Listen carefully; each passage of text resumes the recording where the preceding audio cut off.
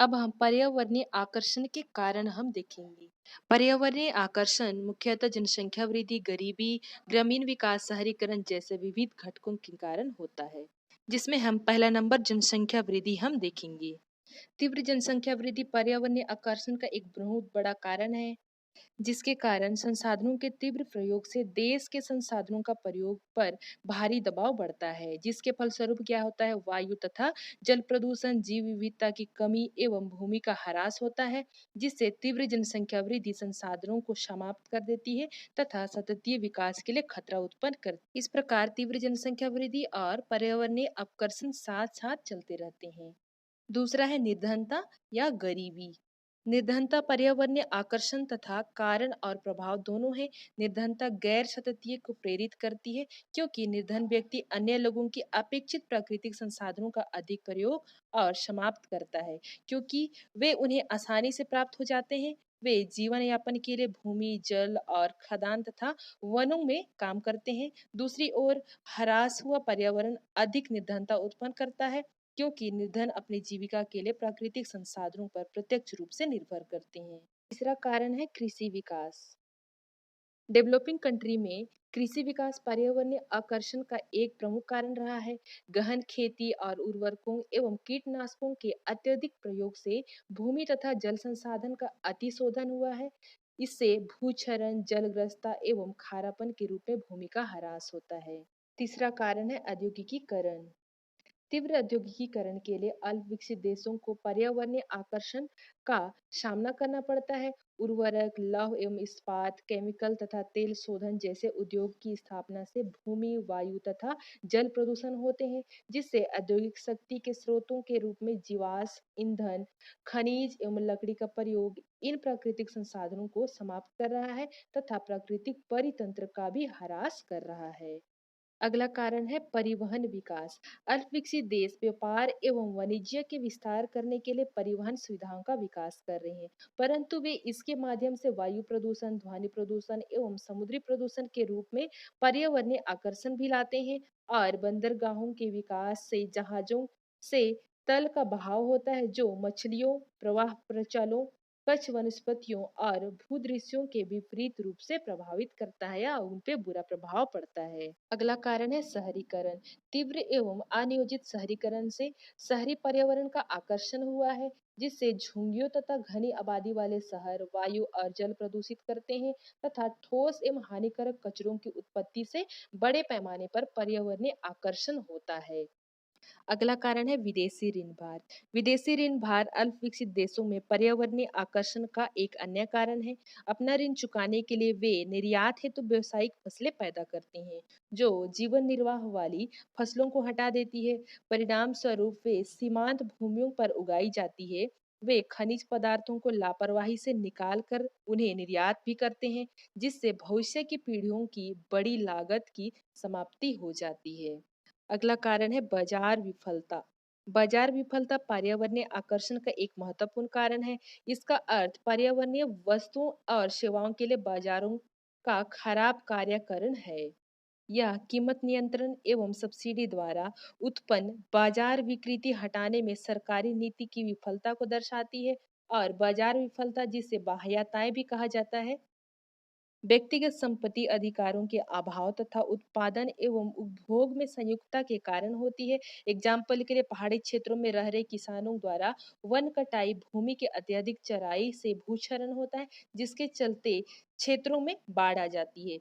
निचले क्षेत्रों की तरह रह रहे लोगों पर इस विपरीत प्रभावों का पहाड़ी क्षेत्रों के निवासियों द्वारा कोई विचार नहीं किया जाता है।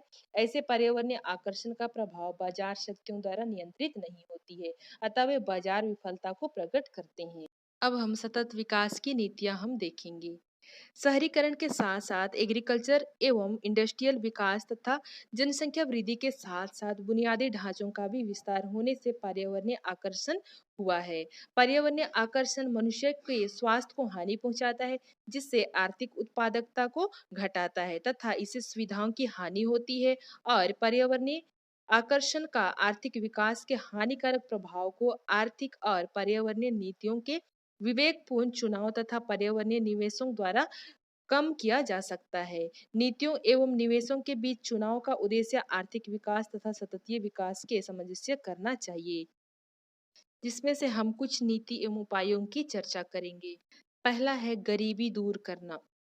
ऐसे विकास प्रोजेक्ट प्रारंभ किए जाने चाहिए जिससे गरीबों के लिए रोजगार के अवसर प्राप्त हो सके। सरकार को स्वास्थ्य एवं परिवार नियोजन सेवाएं तथा शिक्षा का विस्तार करना चाहिए, ताकि सुविधाएं गरीबों तक पहुंचेगी, जिससे जनसंख्या वृद्धि घटने में मदद मिलेगी। और आगे पेयजल की आपूर्ति, साफ सफाई प्रबंधन सुविधाएं, गंदी वस्तुओं के स्थान पर वैकल्पिक आवास बनाने जैसे नगरीय सुविधाएं प्रदान करने के लिए किए जाने चाहिए, जिससे निवेश से केवल क्या होगा, कल्याण में वृद्धि होगी नहीं, बल्कि पर्यावरण में भी सुधार होगा। दूसरा है सब्सिडी हटाना।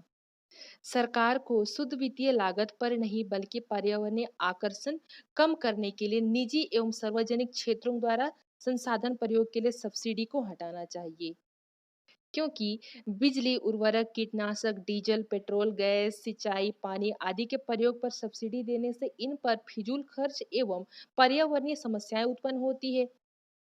पूंजी गहन एवं अत्यधिक प्रदूषण फैलाने वाले निजी एवं सार्वजनिक उद्योगों के लिए सब्सिडी देने से पर्यावरणीय आकर्षण होता है। सब्सिडी को हटाने या घटाने से देश के आर्थिक एवं पर्यावरणीय दोनों को लाभ होगा, जिससे क्या होगा, सस्टेनेबल डेवलपमेंट और अधिक होगा।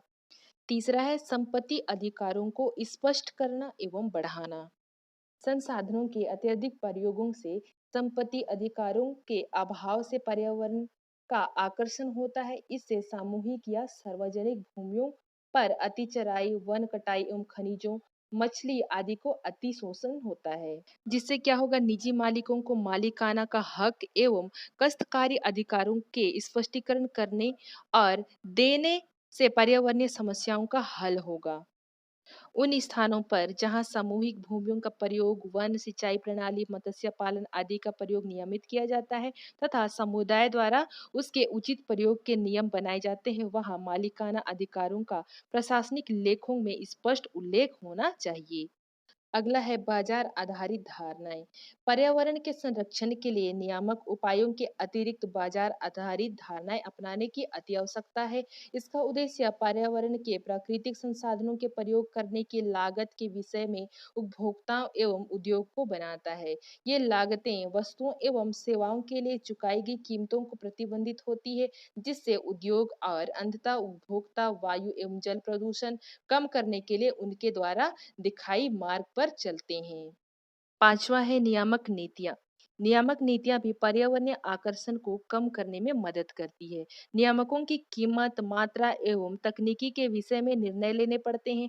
निर्णय निर्माण में उन्हें परिणाम या प्रदूषण की कीमत या संसाधन प्रयोग या तकनीकियों में से चुनाव करना होता है। नियामक अधिकारी को यह भी निर्णय लेना पड़ता है कि पर्यावरणीय समस्या की नीतियां प्रत्यक्ष हो या अप्रत्यक्ष, वह तकनीकी मानकों एवं नियामकों तथा वायु, जल, भूमि प्रदूषकों को शुल्क निर्धारित करता है, जिससे नियामकों को सार्वजनिक एवं निजी दोनों क्षेत्रों में प्रदूषकों या जल संसाधन प्रयोगकर्ताओं के लिए पर्यावरणीय मार्गों को लागू करने में निष्पक्ष होना चाहिए।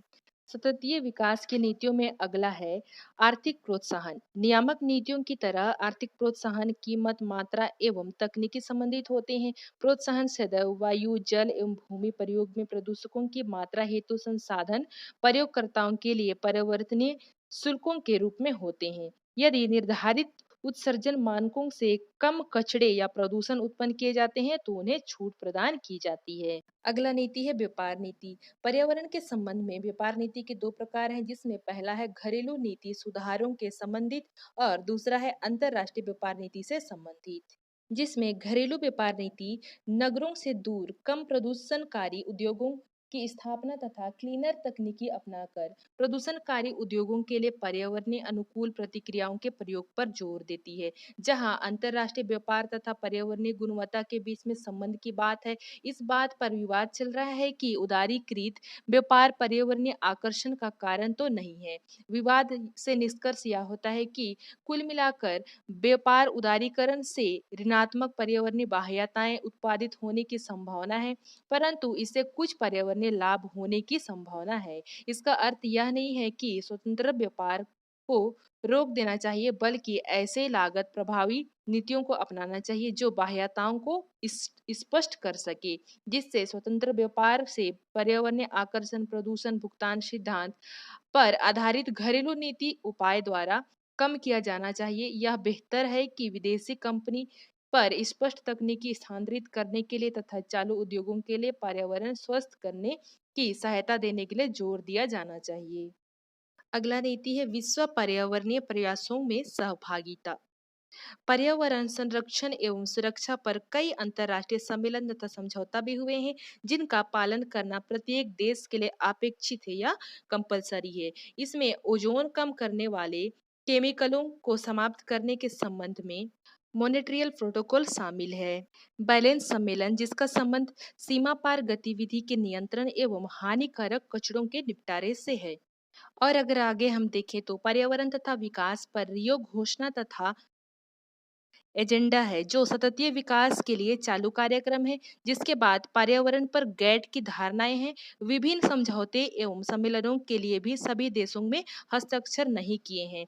उन देशों के विरुद्ध व्यापार अनुमोदन पर खतरा होता है जो जैव विविधता संरक्षण एवं ग्रीन हाउस गैस उत्सर्जन से संबंधित समझौतों का पालन नहीं करते।